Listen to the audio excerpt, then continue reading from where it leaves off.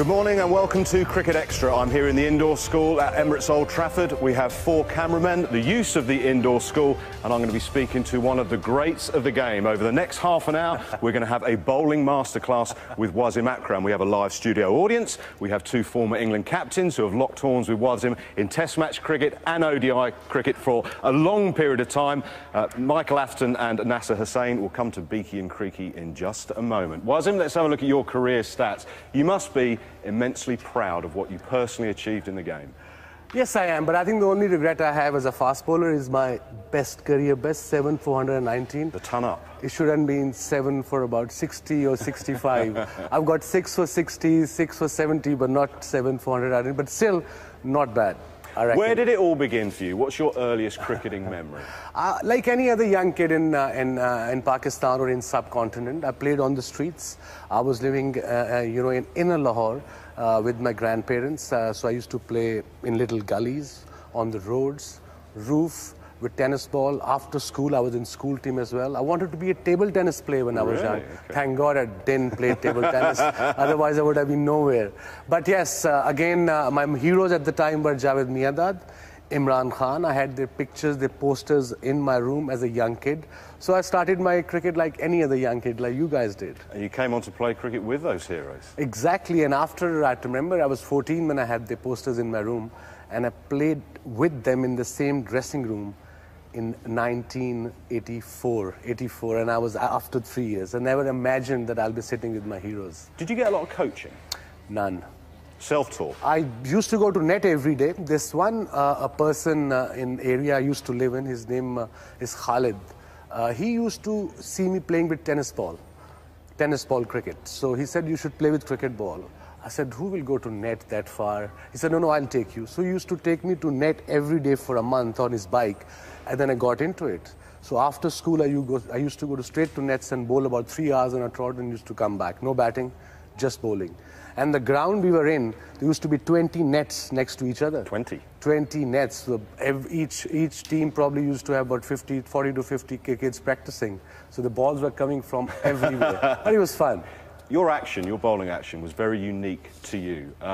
We've got some shots of this, and I'd like to focus on your foot position here. It's facing the wrong way, Wasim. Did no one ever pick that up early for you? Because it gave you problems injury-wise later on. It did, because this was a back foot, so it used to go like this, and then used to come like this, and that's where I used to get trouble in my groin. So I had 2 groin operations, and I think after the second operation, it was okay, so it never troubled me again. But yes, nobody taught me, there was no bowling action. I think Khan Muhammad, one of the Pakistani greats who passed away a couple of years ago, he was the camp commandant when I was in the camp. So he just told me to have this front arm back here, and everything will follow automatically. Did they show you how to grip the ball?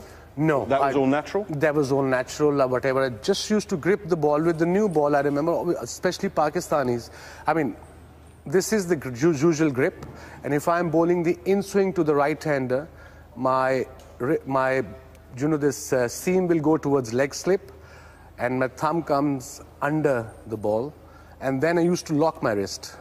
This is locked, so I'm running in, it's going to come like this, and it's going to come out like this, so it will be the in-swinger to the right-hander. And for outswing, I used to go slightly here, my seam towards first slip. Then I used to open up my wrist, and then I used to go this sideways push like Anderson does now with his in-swings to the right-hander. So I learned that eventually. Early on when I was young, 17 years old, played for Pakistan, everything was into the right-hander.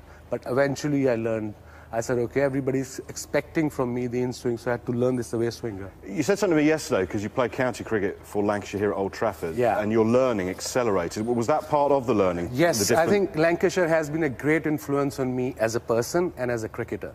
I remember I joined them first time in 1988 from West Indies. We were finished our tour. I joined them in Nottingham, and they welcomed me with open arms.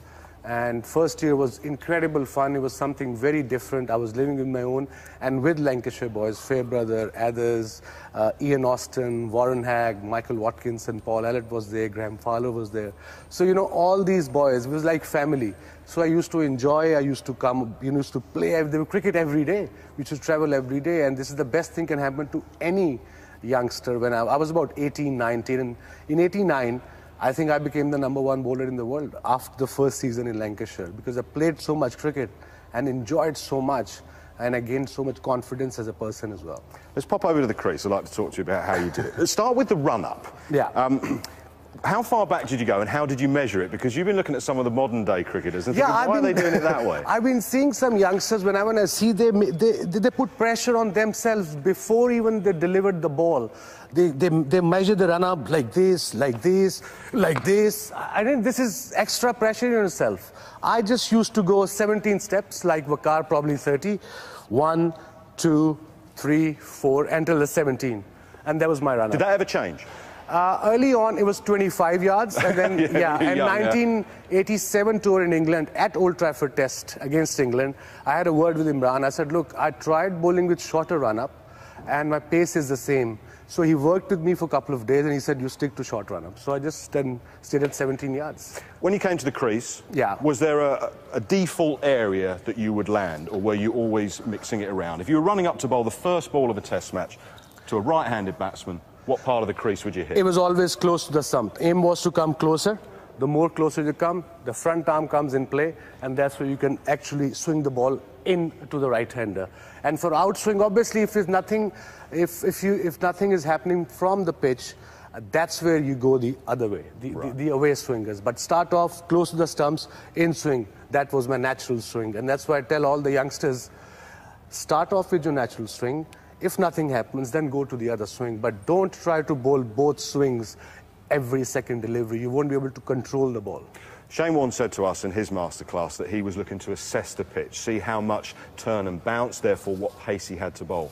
Are you doing exactly the same thing? Not only with the pitch, but how much the different balls swing? Because they're handmade, they're not exactly the same. And would some swing more, some swing less? And how long would it take you to work out? I think as a bowler, I used to assess in about 3 to 4 deliveries how much this ball going to swing, how good the wicket is for me as a bowler. Is it a flat deck? Yes, if it is, then I'll just bowl, then I'll just contain and try to hit the stump. It's a low and slow wicket. If it's slightly bouncy, I'll go away from the right-hander. So I used to assess straight away, next 3 to 4 deliveries. Can you assess this ball for us? Bowl a couple of deliveries, see how much it's sure, I'll give it a go. Could you just pop down and throw the ball back for us, please? I can throw the ball back, yeah. Former England captain, if you just wouldn't mind helping us out. I'm warmed up, lads.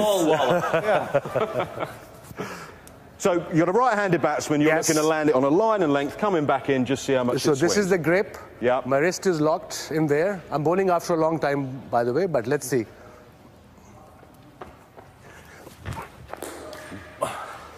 Still that swung a bit. So you've seen that swing, probably the wrong line. So you'd be assessing right. I probably could afford to go a little. I got to aim outside off stump instead of off stump. Does he want me to scuff it up? We'll keep it.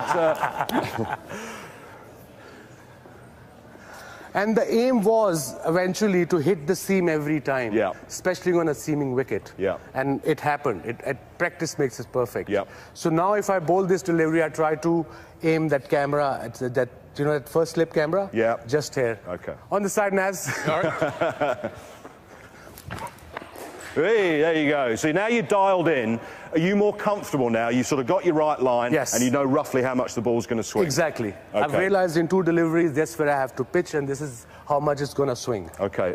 I'm going to come over to you, Michael Aston, because new ball, opening batsman, what sort of a challenge was it to face Wasim Akram? Well, the first thing to say is, I mean, great is an overused term in sport. This guy was a great bowler without a shadow of a doubt. It's fascinating listening to him talking about the environment in which he grew up on, completely self-taught. The knowledge that was passed down from Sarfraz and Imran and all these people. And so then he becomes the finished article. I would say, having played with him and against him over a long period of time, I would say around about the 1992 period, he was at his absolute peak. Fast, real fast. And great versatility and skill, and he's learnt all his skills by that stage. And as an opening batsman, a number of things really. One, the pace. Secondly, the ability to swing the ball, so you're not quite sure whether the ball's going to be attacking the stumps or the pads, and if it does, the threat of LBW and bowled. If it doesn't, you know, the nick-offs to the slips. Bouncers, I don't know why against me, but he always seemed to bowl bouncers. We were supposed to be teammates, but that didn't seem to have any effect. The one thing I would say is that I didn't see him as a defensive bowler at all. He was always an aggressive attacking bowler, but that gave me opportunities to score. So it wasn't like McGrath or Walsh or Ambrose where you think, where's my next run coming from? You're worried about getting out to Wasim, but you also think, well, there might be a few scoring opportunities as well. And importantly for the new ball batsman, you know that after 30 overs, 40 overs, the ball is going to start reverse swinging. So in fact, batting against the new ball was not necessarily the worst time to be batting against him and Waqar. We'll come on to that in just a moment. Are you ready? Well, give it a go. You go and get ready. I just want to ask Waz. It was very interesting there, Michael saying attack, attack, attack. That was the Pakistani way, wasn't it? There was. I think, like I said, I had great mentors when I started playing, great Imran Khan, intelligent Javed Miandad, and the cricketing mind Mudassir Nazar. They helped me a lot. And I think I passed on whatever I learned from them to Waqar. Waqar played with Imran, to Aqib Javed, to Mushtaq Ahmed, to Saqlain Mushtaq, to Shoaib Akhtar. Azhar Mahmood, all these guys, they have been, that's the way we brought up to get wickets. We never believed in line and length and contain. The idea is to attack, attack, attack. But you would have plans. So let's make some plans to this batsman. So you know a little bit about Michael Atherton. Yes. So you've assessed that the ball has swung. You've assessed that what the line should be. How would you approach bowling at a new batsman? Start off, like I said, couple of in swings, but he was a back foot player. Yeah. And like he said, he had a more chance against us to get runs on a new ball. So I used to just run in with the new ball, try to bowl the in swings, and with 100% effort, and never held back as a bowler, neither did Waqar. Did you hear that? 100% effort, never hold back. Good luck. You want to have a little bowl there? Can I just call it one bit of footage? One of the other things I didn't mention about Waz was the speed of his arm. I've just got a bit of footage of Brett Lee that I'd like to show. And Lee and Donald and these guys were all fantastic bowlers, fantastic quick bowlers, but you got a lovely sighting of the ball. This is Brett Lee running in, and you see the ball all the way. So he's fast, but you get a good sighting of it. Now, if I compare that to Wasim Akram running in, a bit of head-on footage of Wasim, everything is much quicker. He often hides the ball for a start. When the ball is old, you can see him hiding it. The speed of the arm means that you don't really get a good view of the ball. So I'd say that was an added difficulty facing Waz as against some of the great fast bowlers. You wouldn't hide the ball, though, with the new ball, would you? Not with the new ball. Right. Okay. Not with the new ball. OK. Let's have a look. Oh, good leave. Bring back a few memories, Ath. We'll need that new ball back. Can you lob it back? Give him the old ball. We'll come on to the old ball stuff in a minute. We'll come on to master of the lead. Just try one more. That was a bit of a swing. In swing, he played it nicely. Yeah. That's an excellent leave, by the way. Yeah. Whoa. Where is it? So, new ball swing, and for any young batsman facing a left arm, I've just got some examples of Wasim getting right-handers out with that in swing. If we could just have a look at those examples. So, with a new ball, he's looking to swing it in. LBW, bowled if you leave it. I think there's one more example coming up against the West Indies. Looks like it's in the Caribbean. So the difficulty for a right-hander, and I used to get this because sometimes I get closed off. What you don't want to do is get in that position closed off, your pad on the line of the ball, and you can't get your bat to the ball. So I'm thinking facing Waz, there's two things. The in-swing, my scoring areas are essentially mid-off, round to mid-wicket. I'm not thinking too much playing square on the offside. I'm not thinking of getting this front foot across and in the way of the line of the ball. I'm thinking trying to play it back from where it's come from. Bounces are another issue. I know he's 48 years old, I'm 46 years old. He's not going to be giving me any bounces, but that's another issue that's in the back of your mind. And others, plus a couple of batsmen like Martin Crowe, they used to open up their stance to me, especially against the new ball, like you were just explaining. Yeah, I'd be slightly open as well. To a right arm over the bowler, I'd be pretty sideways on. To Waz, I've just slightly opened my stance to give me a better sighting of it. Oh. Right, just stay there. Waz, if you come back here, because I want to talk, Nassir, now about what Mike was saying about testing the ticker, the short ball. Now, we've got some footage here of Waz, you bowling to actually Michael Atherton at the Oval. This is Oval, I remember that. And it is a quick spell of bowling. How does that affect the way you play as a batsman when you know a bloke can do that? Well, it does test your ticker. I mean, the reason he's doing it with Ath, he's played with Ath for 10 years or whatever. He knows Atherton's got a glass back. He can't duck. And that was Ath's big problem. It was his back. so he can't duck down, and he's giving the greatest fast bowler of all time a bit of a stare here. But you can see he has to sway. But also, guys in the dressing room, you're there, and you also got to remember there's another guy at the other end as well. It's not like you're getting freebies at the other end. You've got Waqar Younis steaming in at the other end, so there is no let-up. The great thing about this guy was that he tested everything. It wasn't just your ticker, it was your technique, it was absolutely everything he tested about you. You had to be a good player to get runs against him. The other thing, when you played against Wasim here at Old Trafford, is the pitch was the other way round. Yes, so when it you was waited the other to way come round. into bat, we had to watch you side on. Yeah.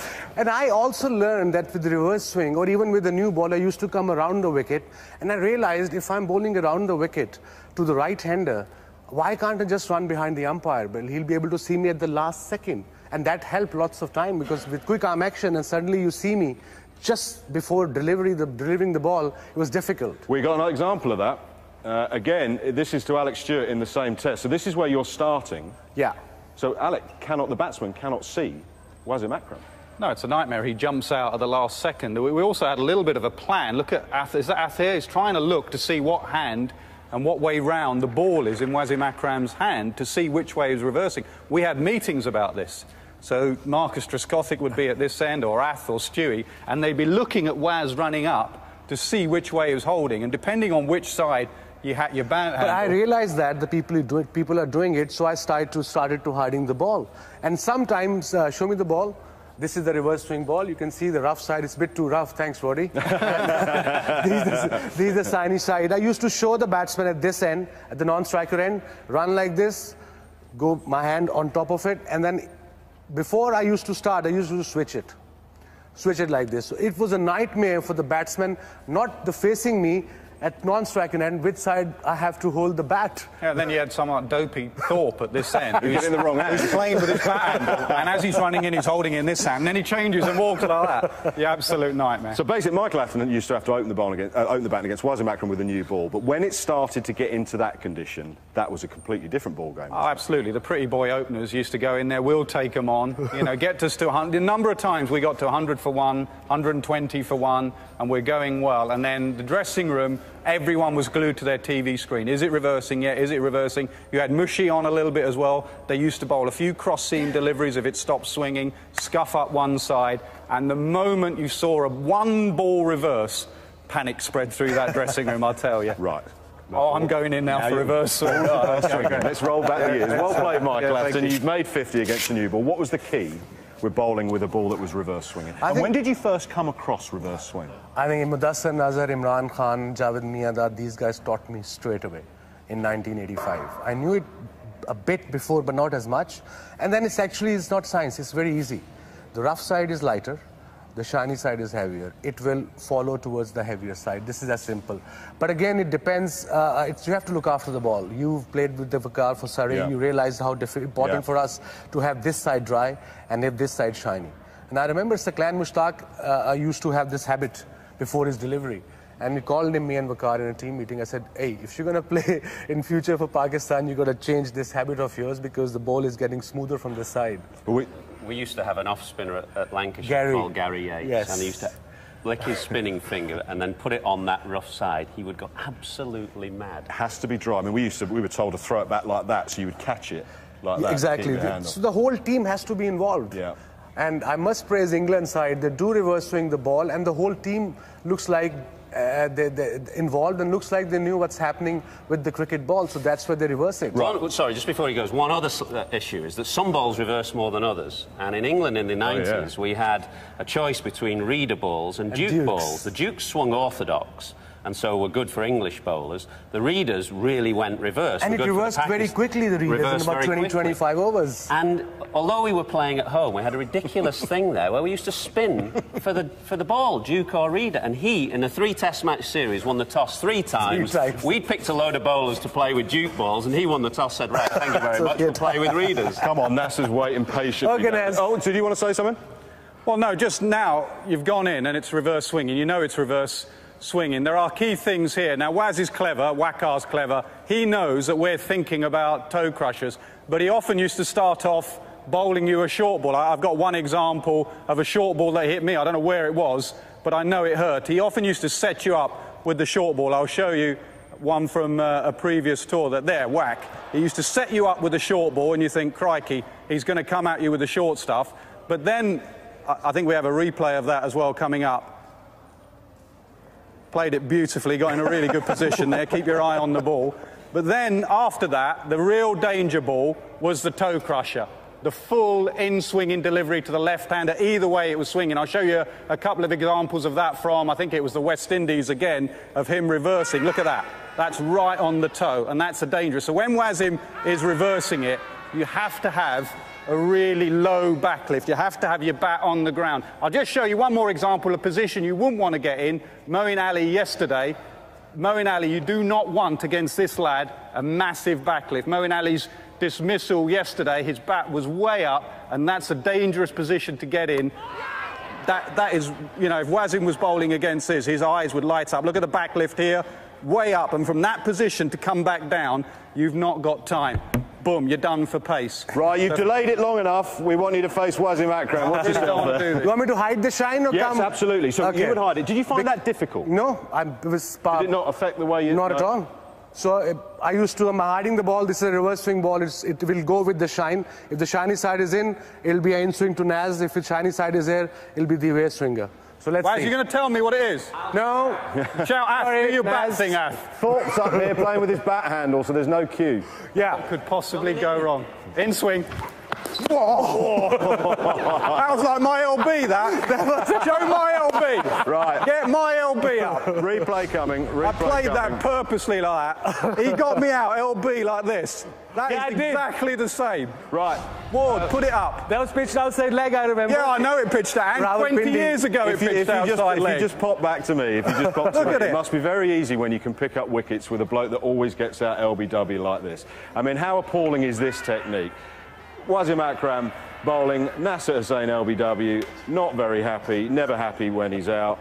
A few expletives which we've deleted, but let's just have a look Show at the replay, Here we Ward. go, here we go, here we go. I mean, that, to my money, has clearly pitched in line with the stars. We can prove that. That's what the umpire thought. Thank you very much. Prove that. Yes. Come on, do one more, do one more. What was the, did you find it easier to bowl with the reverse swing ball or the new ball? Easier with the reverse because Why? as a bowler, you know you have more control. You can run in 100% effort. You know if it's shiny side, it's the inside towards leg slip, it's going to come into the right-hander. With the new ball, when you try sometime bit too hard, it doesn't swing as much. You have to sort of slow down your pace a bit. But this is the opposite. Right. You have to run quicker and have to try to bowl faster as well. There was a cracking story you told me yesterday about the hat-trick you took with Mahela Jayawardene, and you were Yes. talking about that. It was a second hat-trick with the new ball. I've got, I think, Guru Vardhane, and then Chaminda Vas was a night watchman, and Jayawardene came. And I thought, okay, he's a new batsman, Kukubura ball, Dhaka, dead wicket. I'll bowl full delivery Yorker. So I ran in, and that's what the difference between the new ball and the old ball, the control. I ran in, I said, okay, full Yorker, and it went the opposite side. Right, because the wrist went Yeah, over? because wrist went like this, so when your wrist gets pitched too much, it goes that way. And Jayawardene just nicked it. It was a wide delivery, he nicked it straight to slips, yes. Right, come on. Ward, put me out of my misery, Ward. In. I left that. The other quick one, just one final point. You would also use the crease. Yes, Now, most of the time. some bowlers run in slightly wider, but you would come in and then leap Yes, out. exactly. I'll just show it to you. Yep. It's so important when nothing is happening. Or if he's swinging too much, then you can use the crease as well. So if I have to bowl an in-swing to him, I'll go wide of the crease at the last minute with the reverse swing. Go on then. Last one. Good, well played. Just come back here, was just for the final one. It's been great speaking to you. I mean, the most difficult bowler you ever faced? Well, yes. I mean, I obviously had problems with Glenn McGrath. He's the guy who got me out all the time. But if you're talking about all-round skill, versatility, all conditions, all around the world, you know, I would say he's as good as we've seen. I did an interview with Brian Lara the other day. I said to him, who was the best bowler you faced? Wasim Akram was the name. Oh, absolutely. Because of what I said earlier, he tests absolutely everything of your technique, brain, everything. And those stats you put up, remember, he played half of those games in Pakistan, Yeah. the flattest pitches of all time. been a great pleasure to speak to you. Thank you very much, Wasim Akram. Thank you very much. Thanks for Good to ball at you again. Thanks for Breathe a sigh of relief. Right.